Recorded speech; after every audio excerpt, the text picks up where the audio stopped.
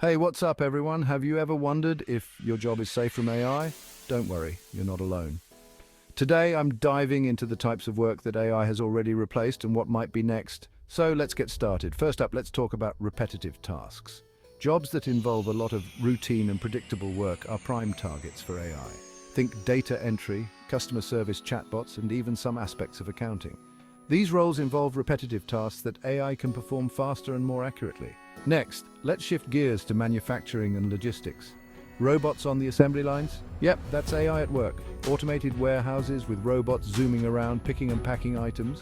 That's AI too. These systems are streamlining operations and making them more efficient.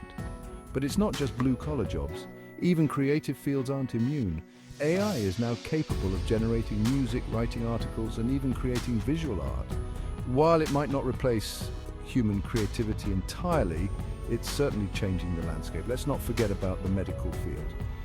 AI-powered diagnostic tools are now helping doctors identify diseases faster and with greater accuracy. It's a powerful tool that's transforming healthcare.